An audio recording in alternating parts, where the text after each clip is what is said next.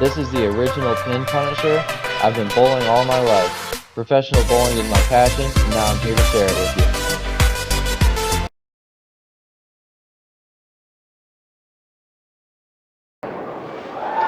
you. Today we have the USBC Team Open pattern.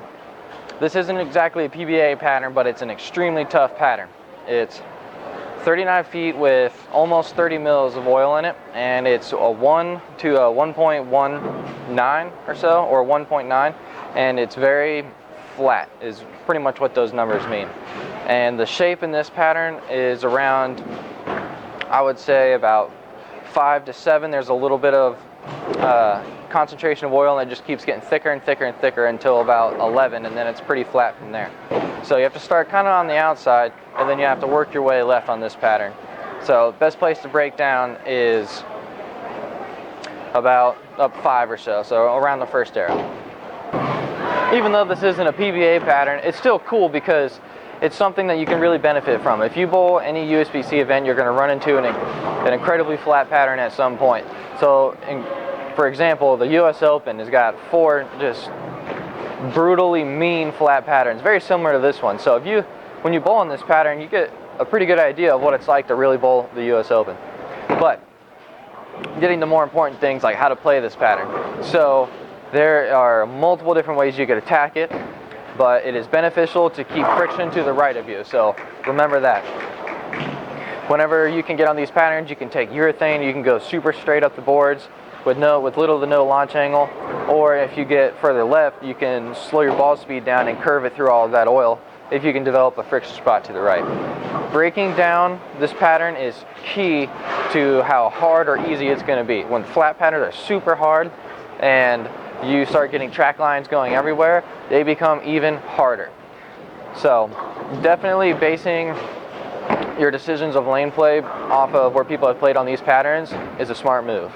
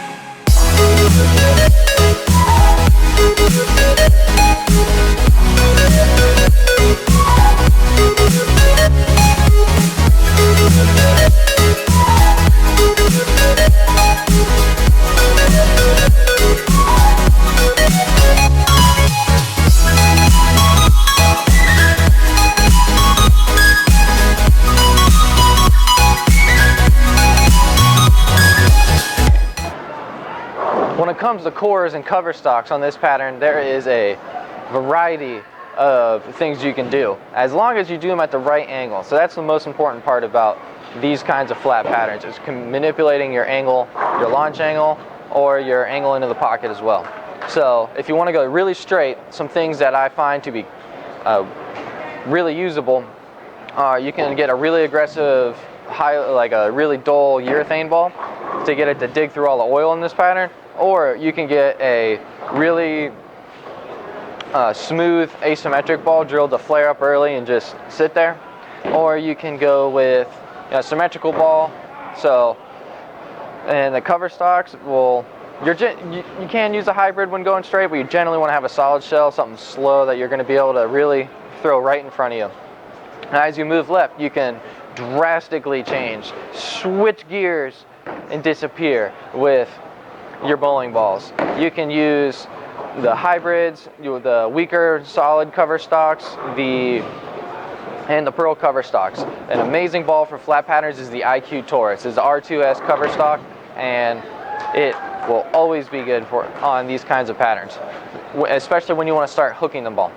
So for me, I'm going to be using some lower RGs and higher differentials when I need to start creating a lot of angle, but when I'm going really straight, I'll still have a lower RG numbers and with a higher differential, but I'll end up drilling the ball in a manner that will make it go straighter from like an over rev. So there's multiple different things you can do with this pattern, but just the main thing is to keep in mind what's happening on the lanes, because that's going to be the biggest and most important thing to help you determine what to throw and where to play.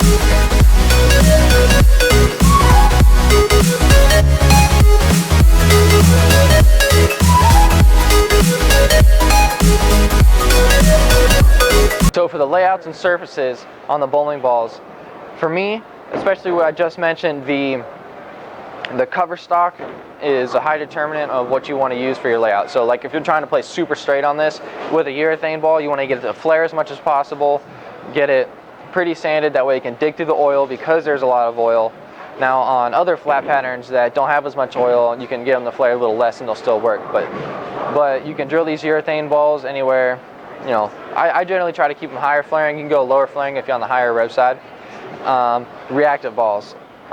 With your asymmetric cores, you can drill them to flare super small, or you can drill them to flare really big to get them to go straight. With your symmetric balls, especially with the slower cover stocks, I know people like to, especially on these flat patterns, people like to go super short pins. So you're like your 2-inch pin, your 1-inch pin, and even a 0-inch pin, which is pretty crazy, but that really allows you to go straight. Now, the surfaces are going to be pretty dull when you use the short pins, and when you need to create angle, you're going to go to like a 4-inch pin, something a little bit longer, maybe a 5-inch pin, with drilling angles that allow the ball to get down lane and curve pretty hard in the back part of the lane. So when you move left, you definitely want to have a little bit shinier ball or a more lighter surface ball. To use a lot of surface on these flat patterns, you only want to do that when going up the lane.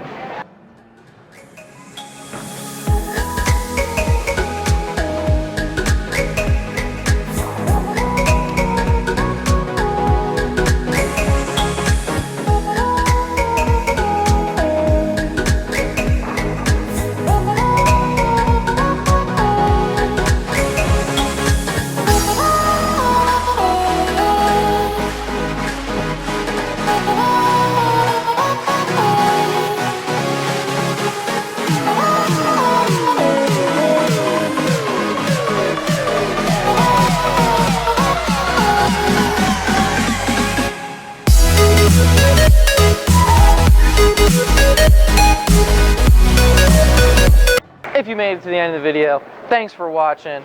Let me know how you feel about the shades.